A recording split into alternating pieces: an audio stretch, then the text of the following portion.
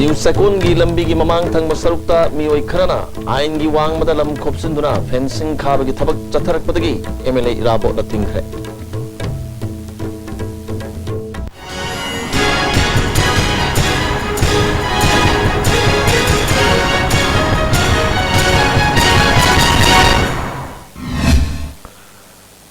खुरमजरी हजु पाउ सदोन पिजरी वांखई केंद्र की मनुंग चनबा न्यू सेकोन की लंबी की ममांग थंग सरुक्ता मियोई खरना मतम कया की ममांग दगी मैताल योंदुना लाकिबा मफम मदु अंगमथौ अमगी मुंग मनुंग की मियोई नि हाइबा मना फेंसिंग खाजंदुना लम मदु लोक्सिनदनम होदरमबदगी केंद्र की एमएलए वाई इराबोट लाक्तुना थिंजनखरे लाकतोर असेंबली मिफम द फाव पुथोक्तुना खनगनी हानंगसी चेकोन बाजार द पांगथोपा पाउमिसंग उनबदा एमएलए इराबोना फोंदोखरे ट्राइबल कॉलोनी वेलफेयर एसोसिएशन की मिहुचिंग सु सरुक याकिबा पाव मिफम अदुदा एमएलए ना मखाताना हाकिबदा असगुम सरकार की लम्मसदा आइन वांगदा लम खुपसन बिगे थबक तौरोइदबनी सही खरगी ममांगदा असेंबली दा मतमदुगी इम्फाल इसकी डीसी आर के दिनेश न ओरिंगई मतमदा असगुम मफम असी लम खुपसनबा अमत लेते हना खुमखिबा लेखरबनी मखाताब ऑर्डर अम लाक्तिबा फाव फेंसिंग खाब के थबक चथबा यारो हाकि अरे सिगी जगह दा गवर्नमेंट की कैंपस ने गवर्नमेंट की लैंड ने सिदे दे इंडिविजुअल एंड क्रॉस ओवर तोबा इंडिविजुअल गवर्नमेंट पीबो कोपा अमम तो बुसिंजी बुसि हाइरुद्रगसु तौन सुंतौ तौन दब पोट अमनी तौन दब सिदे मस्ते दे एप्रेंशन खरा मी खरा सिदे संगा खोलगा तौबो सिंगसि ले खांगगसु हाइदोन दबसु ले अदुना मरमदा सम इयर्स बैक क्वेश्चन तौरा इ सामना हाउस दा सिगुम इंडिविजुअल सिगी सिदे दा एलोमेंट तौबा दे एंक्रॉस ओवर तौबो खोपसि लेबरा मदुगी थोदोबा लेते ने खुमग्रे मदो अनि ngarang खक तारकपने बिसिवाने खाजले आइसु हम तोने सि सत्तबनिना को आदि मरुने निपिसिंगिना बेलर ओरिसे तौदे खुदक लागान मसि उरे हजिकी मयाम निपि मयाम सिने सिक्सागी ऑल सराउंडिंग सिगी तौकदैसे अदना कोइ हजि खुदक मै कंस्ट्रक्शन तौबसे मखा दाबा वफम हम लाक्ति बहुत तौबु यारो एदा कोइ हाइखरे Numir Satagaba Fish Farmer Training Cum Demonstration Program on Intensive Fish Farming Technology Habitimda Impal Iski DC Complex Taliba SIRD Holder Hodokre. Toromaduda Fishery Director David K. Simre, DFO Impal East El Gozan Amadi District Officer Romisu Saryaki. Nasiki training aduda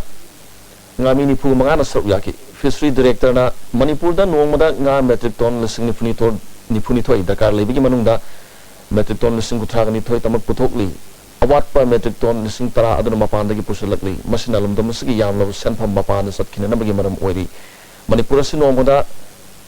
nga metric ton listing yakhum doi puthokpa yaba mafam leirabasu ngami singna matam karamna nga puthokadagi haiba khangdabadagi hariba nga singasi puthokpa ngamdana leiri masi ngami singna matik chana training phanglabadi dakar leiba nga gi puthokdagi hena puthokpa ngamgani haiki akhoi manipur state asida huji Ising nga yupa ya total water area 56,461 some plus minus like ising assumptive layer adugo kariyumba nga yupa taradi akosi 53,000 metric ton puthukpa yabani chance possibility the 100% layer puthoi basina 32 Dhaka Webasina, some 42, Aduga, Putopo Yabasina, 53,000 metric tons of Quillia. Amaram the Numiki training program Amasu Lampel Labor District Fishery Office Hokre, Tromada Fishery Department Additional Director Sulusana Devi, Joint Director S. Biramaniamadi, District Fishery Officer, T.S. Movina Maru Simona Saryaki, Additional Director Sulusana, training Asigi Pandamdi, Nga Yupasindamatam Chunava. ज्ञान लोकसिंग पीदना पोथो हेंगा हननबा पांगथोकपनि हाइकि जनिम स्तांगांग उननबगी caesarean operation असि लियमना पांगथोकलगनि हारि पोकप कुइद्रिबा अंगांग सिंबुसु नियोनेटल इंटेंसिव केयर यूनिट थम्मा मतमदा सनफम अमत लौरै हाना जनिम्स की medical superintendent professor L Rabir सिंहना खंगरगली हनक्ता ओनाम सोमबुंग दलैबा इमा इरेमगी लाई हरावबदा नातै सातब मवंग जगोय सारु बलिकागी नहा अमदी माइबी उकलना कोखतुना वाखल तामिनरबा मतुंगदा मसा मसागी मराल याजबग लोइनना मतुंगदा अमुहन्ना सिगुम थबक तौजररोय हायना फोंदोखरे खुदोसगी मतंग दंगसी उमंग लाई कनबलुप उकलगी ऑफिसता पावगी मिफम पांगथोपग लोइनना कन्वेनर मुतुम मनी तोना असगुम लाई हरावबु मसक थियन बयाब थबक थरमसिंग मतुंगदा अमुहन्ना तौबिगनु मसिना खुनाय असगी पुनसिरोल युम्बालोन अमदी चटनबी कया मरु फंगना मुतखिबा याबी अकीबा लेगनी मालेमदगी मुख्य याबगे की लेरब फुरुप असगी lining लाइसोंदा असगुंबा मांगथोक थबक theorem Singh लमदम सिगी मियाम अमोहन सतबिगन हाइकी नुंगाइतब मोंगी Jagoi ma'am तौसलम मदुगी दमकता कोई फेसबुक तो वाई चाइरकवा असिगी फेसबुक सिदा मैम जिंगसिना नुंगाइतब मैम फाउनबसिगी मतंगदा हाइरिब नुपा मसासी कोई वाखल तामिनजरे अदुगा मस्तेदा नुपा मसाजिना तौरिब मोंगदुदो मतुंग इल्लुबा माइबिजिजु कोई उकलना कखचरगा पुन्ना वाखल तामिनरे लाई हराब कमिटी की convener ओइनाम नुंगसी तोमना असिगुंबा थौदो असै मतुंगदा अमोहन थोक्तना नमोहरगनी हाइना फोंदोकी यामना फजरबा नियमिति सिबु ngang thabuk tawba akoi gi laibungda ngamawdabagi committee ga sonbadu akoi miyamda yamna thamoi sengna akoi gi ngapina wa hajo Zenims की director doctor L Deven की मयुम दा Baum लंगसलम की थाओंग director मसाना Yaning दबा फोंदोरक पगलोने ना कनागो मलुब अमना एटेक तोरक तारबसु महक मसादा तोबिरु मना लेजदब मिसम मियाम सोक दब थबक थोंग पांगथुक पिगनु हाइना फोंदोखरे नसु डायरेक्टर की ऑफिस ता पांगथुक Pawgi मिफम अमदा L Deven फोंदोखिबदा Baum लंगसलकिबा मफम मदु सेंदोंगी खंदब school अमा लेरिबनी बॉम मदुना करिगुंबा पोखारम तारबदी मरा लेजदब महिरोय अमदि मिसम कया अमा सोलम बियाय मरमदुना मदुगी दायित्व कनाना लोगनी हाइबा हंगनिंगाइनी असुगुम थबक थोरम सिंह मतुंग तोबिगनु अमदी महाकी मतक लालोलुप अमना मराल कया सिरखबा अदुसु अचुम नते फोंदोकी ngarang si sumain tokduna ni siba yaba naba yaba sumain bomu thambirimba sidi ei thamoi sengna nungai jade thamoi sokna nungai jade maramdi aingonda ai khaktang de attack torokpa adu ai kashu border tawde aduga karima ngarang gi bomu sina ukhair ma tarbadi mara lejidraba ai gi yumda no profit no loss school lama tawjariba pangang jingsi khoi sopan yauro natraga ekhoi gi imungda leiba egi sinnaw sing isai su sing so natraga egi laikai du leibiriba sinnaw sing sum khangdana changjarak putgi so kanana dai pubiga dageba अमरोमदा director देवेंगी युम की थोंगान दलेबा elite senior secondary school campus दा bomb लंगसिंदुना की खंग पिरम थोंगबु यानिंगदब फोंदोक्तुना ngasi कगवा असेम लकाई दलेबा कम्युनिटी हॉल दा लमदा मदोम की मियाम अमदि स्कूल गा अथॉरिटी ना वाकम फम चतखरे थोंग अदुबु यानिंगदब फोंदोक्पगलुना मदुगी मतंगदा अमुहना असुगम थबक असै चतबिगनो हाइकी mai sum ka ro le kai sum supplement pio ide mena ka ro le kai da sum han jalan jan dong ga di apoi nei bam jam hong khong do le ba si ma dang ga ni moi la khoi na hang ni wang se school na da da yin da da bra si ki chap da ba si dan si bi ba moi ma thum ma ma le na da da si to da ka ba school ki phong ja ro ja ka na oi ki moi na chana ni kam ji thi chana bi hu da da ma cha do ko pa na de jam se na ma yan jam na le ngase yu pung trama thoi makhairom taba matamda mantri pukhida leiba NRL oil pump da Chinese hang grenade amleramle police na swangam yauduna lokhatkre Saurasian thangta school games Sri Lanka da ahan oina August tang kunma thoi digna kunga manga phawba pangthokani haina oya lalong thangta association na pausi singna phongdor pasi all Manipur Savi association na samam na ba poklei haina permission da phongdokre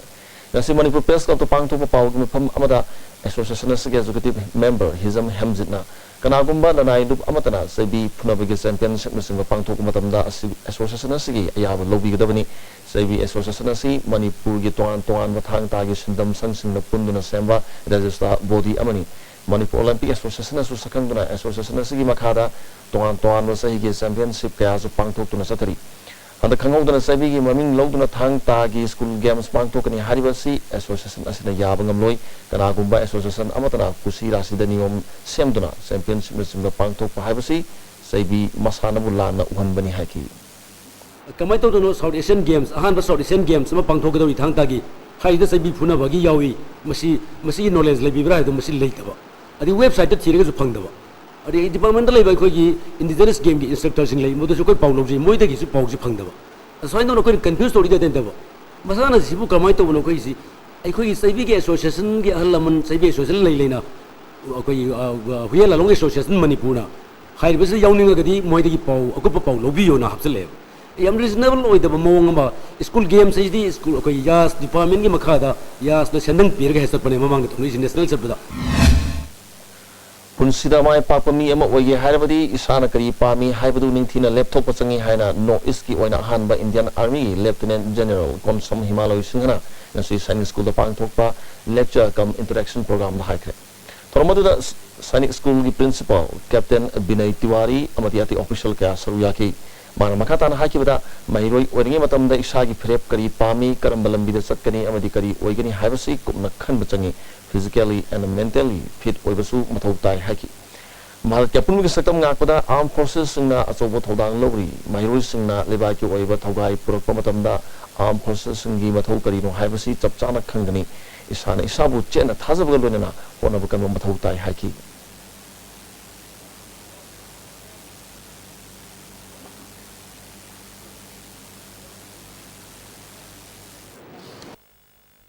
as an example, from a humble beginning in Manipur, going on to be the second highest rank in the Indian Army. I mean, if I can do it, all of you are better placed. All of you can do it. This is what message I come to you to convey. That is the reason I am here to interact with you more and more so that I will clarify some of your misgivings, some of your thoughts. If there are any gray areas, I will love to interact with you in the next 15-20 minutes question answer session. Yamna fazaba wafong kaya akogi satha sinda Lieutenant Colonel Himalaya phongdokpa asina maruina mahiroi singda Indian Armed Forces ta changingba mahiroi singda yamna kanaraba ama soidan oigani khali Paudam Ziriba, Nabukumar Kagopam, ICB News, Sainik School, Imphal. People Development Society Resource Organization Sinduna Nomai Oiba Capacity Building for Area Level Federation Members Haiba Program Ama Ningtokong Bazar Community Hall Pang Tokre. Tomaduda Ningtokong Municipal Council ke Chairperson Kangabumani, People Development Society Chief Executive Officer Thoksom Biramangol, Vice Chairperson Thoksom Romana Murubim News Saruyaki. Thoksom Biramangol na concept of Area Level Federation CEO PTS ki maramda wangang ki. Organic farming parks na pakatnanawa masigi pandamda saruk ama oina Bishnupur district ki Lomi Singidamat Bharatiya Kisan Sangha Manipur Plant amadi Directorate of Extension Education kaw anina sinduna Bishnupur Kaithel Yangoi Ningthau Salyanda Nomi oiba organic farming ki training program ama pangthokre Lomi ke ana saru yakiba training program aduda Saharkar Bharati Manipur gi President KS Bhameshwar Horticulture Bishnupur gi DO Ajit Bharatiya Kisan Sangha Manipur Plant ki President N Indrabhushan Horticulture and Soil Conservation ki Nodal Officer ke Deba Bartana Singha Miyoi kya saru yaki KVK Imphalis ki TS Robindrana Lomi Khudimagna organic farming asi mapung phana sizindanaba honaminasi haki Tonarama mayamdo matam kharagi mamang dagi koi rasayan gu eba tilat hidak urea super potassium naraga lahu simu ba sathara kosina maram oiraga manguriba maduna kaya yamna mangan ba koi lebak laisada maduna kaya yamna suon ba koi haksang da haibna singo wakhalon se khangak padagi ngasi di prithibi punamakta Manipur India da manoina North East organic farming taurasi haibu iho wakhalon se lakpadagi lomi singi damakta sigumba yamna maru oriba matam siga chanaraba Topik ni hai wakalon galona na si program se sinje Hadak SSA amadi Ramsa ki makhada primary upper primary amadi graduate teachers lobda mark basis ta yenglaga khandana basaka na thorang toriba sigi matang da hayeng MDU holda Kalipak Students Association sinduna miyam gi mifam pangthokuna sakana local level khongthang asi lamdamasgi khangher miyoi kya yauduna khana nenena ba sem sakre ozu pauli martan atem brem ta lominas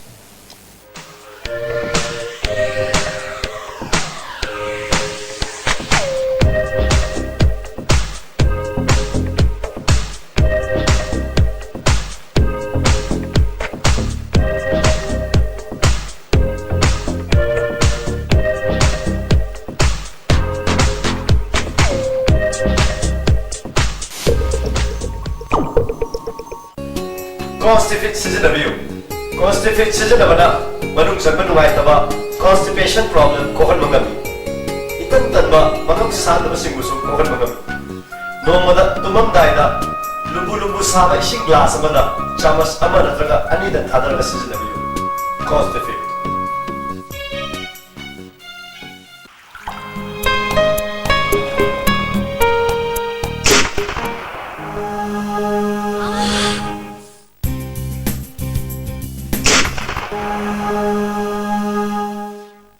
Osa ointment khwang naba ok chikpa tang chikpa pu naba singbuda sinaba yarba lipsam tukna puthok saba auza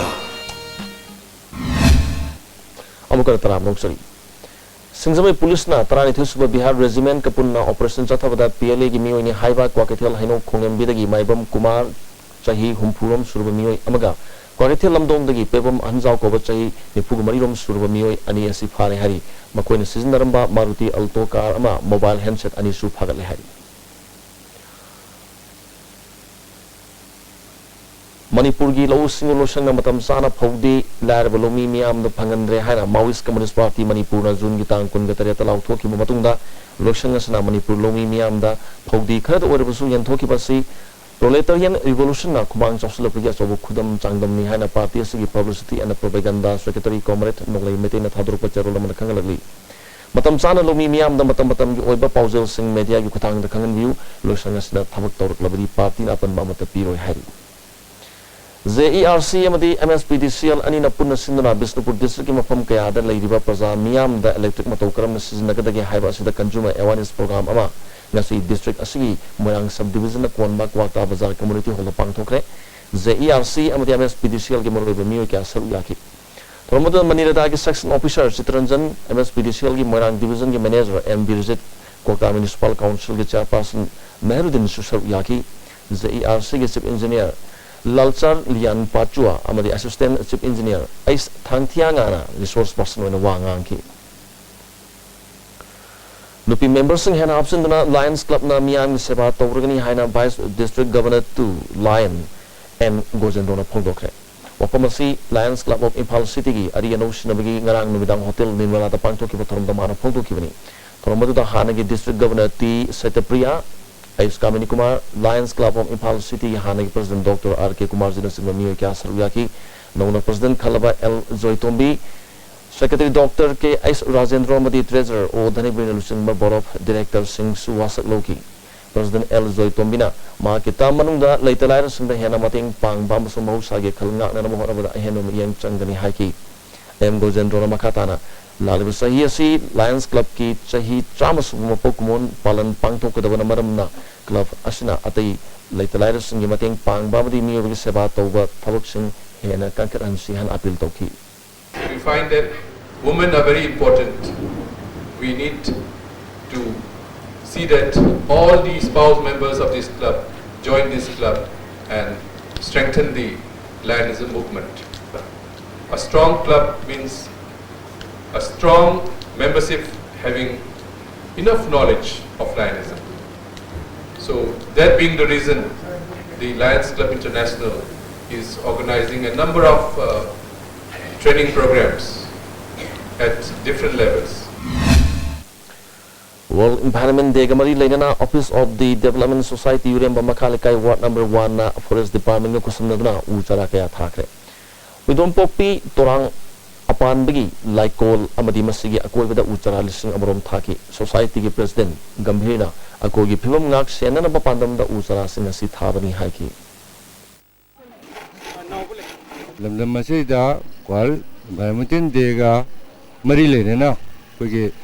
pollution control to bang to ba akoy gi sidati electric tower mayam ge uwa yan thakina soibe lakusina kogi praja singda healthy da asoibe lakpa kya si kanan bidang ta koina society sinjadana uwa thaba hujabani matung da su akoy gi ecology ngang bidang ta akoy mathang mathang plan ga tawjagini Huzulo salapada maru iba pau amukan epizari. News segment gi lambi gi mamang thang basarukta nioi khrana ain gi wang madalam khopsinduna fencing khaba gi thabak tatharak padagi MLA irabo da thingre. Ais gi pawmi yang tabiri businga amukan kunjari.